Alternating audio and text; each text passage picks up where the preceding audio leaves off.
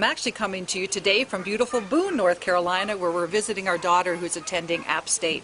Hey, driving up through the mountains, it occurred to me we see different fuel sources, and I want to pass along a little overview of energy sources for your home, because it's very different here in the mountains than it is in the Triangle area of North Carolina. There's 4 primary types of fuel that are used for bringing energy to your house, and there's 4 primary systems that require energy. The first system, of course, is your lights, electricity within the house. The second is your air conditioning system, which is almost always run off of electricity. The third is your heating system, and depending upon the type of furnace you have, there are several different sources of heating energy. And the fourth would be your water heater, which is typically natural gas or electric, certainly out in the Triangle area.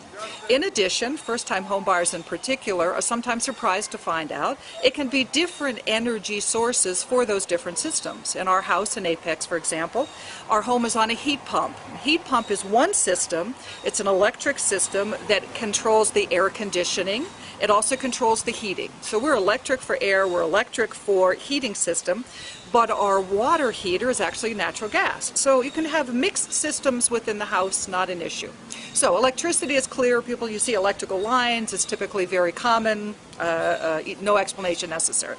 The second source is natural gas, and natural gas is typically only found within city limits. The reason for that is natural gas is piped through lines that run under the street that connect to the house, and natural gas can be used for your gas log fireplace, for example. It can be used for gas stoves. It also can be used for water heaters and your furnace to heat the house. Very common in city.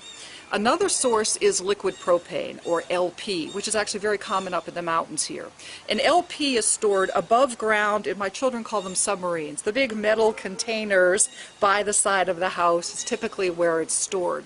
It's an excellent heating source. It works very well in areas where natural gas is not piped out, and it's very, very common in the mountains.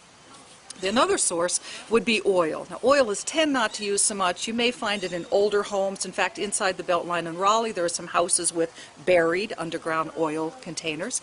Also out in the country, you'll find some. The downside with having it buried is certainly more aesthetic than having it above ground. The downside is the contact. It's a metal container, and the metal contacting soil and rock and dirt and moisture means that they're much more likely to erode underground. If there's an old empty metal storage tank that corroded, probably not an issue or may not be an issue.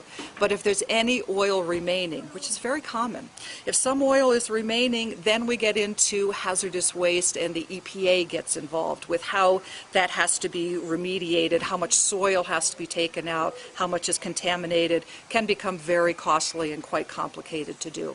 So we've got electric as a source, we have natural gas in city, we have LP, typically up in the mountains, and we have oil in older homes. In fact, in some of the old homes, the Victorian homes or the little bungalows inside the Beltline, you may also find evidence of a coal chute, of when coal was the primary heating source.